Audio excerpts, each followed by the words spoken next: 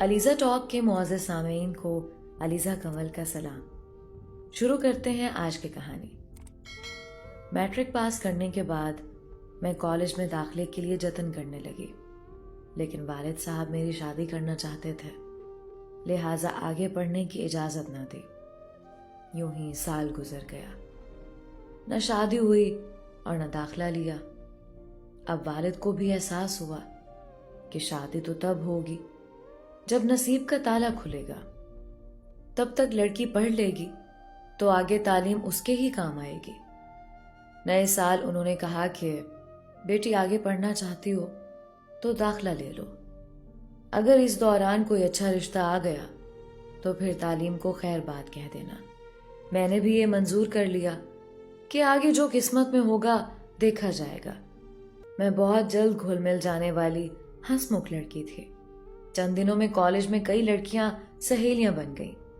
وجہ یہ تھی کہ ہر وقت ان کو ہنساتی رہتی تھی، تبھی وہ مجھے پسند کرتی تھیں۔ تاہم میں نے کبھی کسی پر اپنے دکھ ظاہر نہ کیا۔ کسی دن ذرا خاموش بیٹھ جاتی تو ان کو فکر ہو جاتی کہ آج مجھے کیا ہوا ہے۔ پھر سب لڑکیاں میرے پیچھے پڑ جاتی کہ کیا بات ہے، تم چپ کیوں ہو، کیا گھر میں کوئی بات ہوئی ہے؟ تب میں نہ چاہتے ہوئے بھی ہنس دیتی تھی۔ دن نہایت اچھے گزر رہے تھے۔ میں بس کالج میں جاتی تھی، اگر بس میں بیٹھنے کی جگہ نہ ہوتی تو لڑکیاں کھڑے ہو کر چلی جاتی، لیکن میں کھڑی نہیں ہو سکتی تھی۔ ذرا جو بس اسپیڈ سے رکتی میں گر جاتی تھی۔ مسافر مجھ پر ہنستے اور لڑکیاں بھی مذاق اڑاتی۔ ایسا کئی بار ہوا۔ اتفاق سے ایک نوجوان نے بھی میرے گرنے کا تماشا دیکھا۔ جس بس سٹاپ پر میں کھڑی ہوتی تھی، یہ نوجوان بھی اسی وقت اسی بس سٹاپ پر اپنی گاڑی لا کر کھڑی کر دیا کرتا تھا۔ وہ یہاں سے اپنے ایک دوست کو اٹھاتا تھا۔ کچھ دنوں سے میں محسوس کر رہی تھی کہ وہ لڑکا مجھ پر توجہ مرکوز کیے رکھتا ہے۔ وہ ایک خوبرو، خوش لباس اور خوشحال شخص تھا۔ کسی یونیورسٹی کا طالب علم لگتا تھا۔ میں اس کی طرف دیکھنے سے حتی الامکان گریز کرتی، پھر بھی اس کی نگاہیں مجھ کو اپنی طرف تکتی محسوس ہوتی۔ سٹاپ پر اس کی وجہ سے بھی الجھن میں مبتلا رہنے لگی، کیونکہ میرے ساتھ اکثر لڑکیاں بھی ہوتیں۔ تبھی میں نے برقع لینا شروع کر دیا۔ اپنی کار میں وہ سٹاپ کے سامنے سے گزرتا تھا۔ دن یوں ہی گزرتے رہے۔ میں نے اس کی طرف بالکل توجہ نہ دی، لیکن روزانہ وہ میرے قریب سے گزرتے ہوئے آہستہ سے کہتا کہ میں آپ کو ڈراپ کر دوں۔ میں نے کبھی اس کی بات کا جواب نہ دیا۔ ایک دن سب لڑکیاں سٹاپ پر کھڑی تھیں، دھوپ بہت تیز تھی۔ تبھی ہم بس کے انتظار میں قریبی دکان میں کھڑے ہو گئے۔ یہ اسٹیشنری کی دکان تھی، جہاں سے ہم کاپیاں، رجسٹر اور کتابیں وغیرہ خریدتے تھے۔ لڑکیاں خوش گپیوں میں مصروف تھیں کہ دکاندار کی آواز پر سب چونک گئے۔ وہ کہہ رہا تھا کہ آپ میں سے جس کا نام شاہین ہے، اس کا فون آیا ہے، سن لیں۔ شاہین تو میرا نام تھا۔ تبھی میرا رنگ زرد ہو گیا۔ میں چپ رہی۔ تبھی میری ساتھ والی لڑکی بولی، فون کسی لڑکے کا ہے یا لڑکی کا؟ جی، کوئی لڑکی بول رہی ہے۔ میں حیران تھی کہ یہ کون سی دوست ہے۔ ابھی میں فون پر الجھ رہی تھی کہ وہ صاحب بھی اسی دکان پر آ گئے۔ میں نے فون پر بات کرتے ہوئے کتابیں اور اینک کاؤنٹر پر رکھ دی تھی۔ بڑی دیر بعد مشکل سے اس نامعلوم سہیلی سے پیچھا چھڑایا۔ فون بند کیا ہی تھا کہ بس آ گئی اور سب لڑکیاں دوڑ کر اس میں سوار ہو گئیں۔ گھبراہٹ میں میں نے اپنی ایک کتاب اور اینک کاؤنٹر پر چھوڑ دی، بس کی طرف تیز قدموں سے چل دی۔ دوسرے دن دکان والے سے اپنی کتاب اور اینک کا پوچھا۔ معلوم ہوا وہی نوجوان میری چیزیں اٹھا کر لے گیا تھا۔ اس نے دکاندار سے کہا کہ میں شاہین کا کلاس فیلو ہوں، اسے دے دوں گا۔ اگلے روز میں پھر دکان میں گئی اور کہا کہ کیا ان صاحب نے میری چیزیں لوٹائی ہیں؟ اس نے کہا ہاں، یہ لیجئے۔ آپ کو نہیں دے پائے، تبھی واپس یہاں رکھ گئے ہیں۔ میں نے اپنی چیزیں اٹھا لیں۔ گھر لا کر کتاب کھولی تو اس میں ایک شعر درج تھا۔ اگلے دن پھر میں دکان پر گئی۔ اور دکاندار سے کہا کہ یہ کاغذ میری کتاب میں جس نے رکھا تھا اسی کو دے دینا اور کہہ دینا کہ مجھے اس قسم کے اشعار سے کوئی دلچسپی نہیں ہے۔ دکاندار نے کہا اس کا نام ساحر ہے، وہ میرا دوست ہے، میں اسے دے دوں گا اور تنبیہ بھی کر دوں گا، آپ فکر نہ کریں، وہ آئندہ ایسی حرکت نہیں کرے گا۔ یہ کہہ کر اس نے پرچہ رکھ لیا۔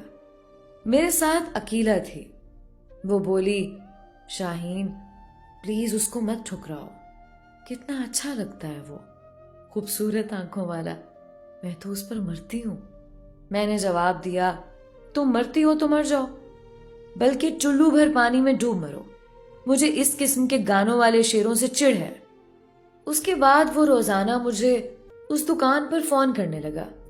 عقیلہ میری بجائے خود دکان پر جا کر اس کا فون سنتی، میں اسے منع کرتی لیکن وہ نہ مانتی۔ ایک دن میں نے فون اس سے لے لیا اور کہا کہ خدا کے لیے تم میرا پیچھا چھوڑ دو، تمہارا میرا کوئی میل نہیں ہے۔ اس پر وہ بولا میری ایک بات سن لو، مجھے اپنی ماں کی قسم، میں تم کو کبھی دھوکہ نہ دوں گا، خدا کے لیے مجھ پر بھروسہ کرو، اگر تم نے مجھ سے بات نہ کی تو میں تمہارے سامنے بس کے نیچے سر دے دوں گا۔ اس بات سے میں گھبرا گئی، تمام رات میری سوچوں میں گزر گئی، سمجھ میں نہیں آتا تھا کہ کیا کروں، کیا کالج جانا چھوڑ دوں؟ وہ روزانہ فون کرتا اور عقیلہ اس کا فون سن کر اس کے پیغامات مجھے دیتی، پھر اس نے میرا پرسنل نمبر بھی اسے دے دیا۔ تب میں اپنی دوست سے ناراض ہو گئی اور اس سے بات چیت بند کر دی۔ جب میں نے اس کے فون نہ سنے تو وہ میرے کالج کے رستے میں آنے لگا۔ میں نے تنگ آ کر ایک روز روڈ پر ہی اسے برا بھلا کہا اور سختی سے بات کی۔ ایک طرف والد صاحب کا ڈر اور خاندان کی عزت کا سوال تھا، تو دوسری جانب یہ جنونی انسان تھا۔ ایک دن فون اٹھایا تو ساحر نے خدا کا واسطہ دے کر کہا کہ فون بند نہ کرنا۔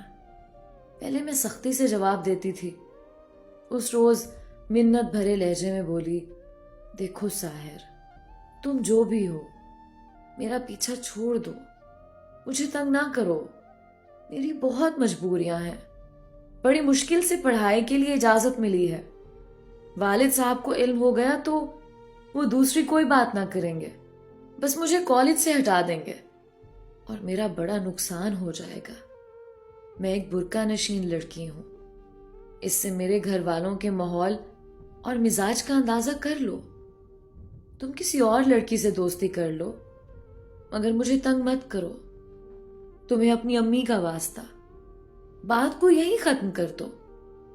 اس نے کہا میں تم کو حاصل کرنا چاہتا ہوں۔ مجھے ہی کیوں، اور بھی تو اتنی لڑکیاں میرے ساتھ ہوتی ہیں۔ تم برقع لیتی ہو، باحیا ہو، اس لیے تبھی مجھے بدنام کرنے کا سامان کر رہے ہو۔ میں تم کو حاصل ہونے والی نہیں ہوں۔ امید پر دنیا قائم ہے، انسان کوشش تو کرتا ہے۔ میں نے فون بند کر دیا۔ یہ میری اس کے ساتھ پہلی تفصیلی بات چیت تھی۔ اگلے روز کالج کے لیے نکلی تو دل بری طرح دھڑک رہا تھا اور ہاتھ پاؤں ٹھنڈے ہو رہے تھے۔ پچھتا رہی تھی کہ خواہ خواہ اس شخص سے بات کی۔ سوچا کہ آج اپنے سٹاپ کے بجائے میں اگلے سٹاپ کی طرف چلنے لگی۔ تھوڑی ہی دور چلی تھی کہ ہمت جواب دینے لگی۔ وہیں عقیلہ آتی دکھائی دی۔ حالانکہ ہماری بات چیت بند تھی لیکن اسے دیکھ کر پھر بھی حوصلہ ہوا۔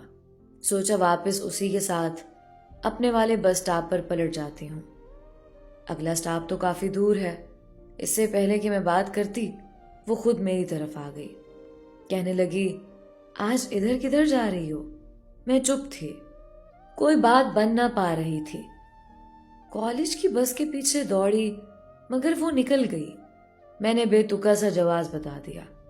اس نے بال کی کھال نہیں اتاری اور میرے ساتھ چل پڑی۔ ہم تھوڑی دور ہی چلے تھے کہ پیچھے سے ایک تیز رفتار موٹر سائیکل نے اسے ٹکر ماری اور وہ سڑک پر گر گئی۔ کتابیں کہیں تو جوتے کہیں۔ موٹر سائیکل والا تو ٹکر مار کر بھاگ گیا۔ میں اسے اٹھانے کو جھکی، ارد گرد ٹریفک چل رہا تھا۔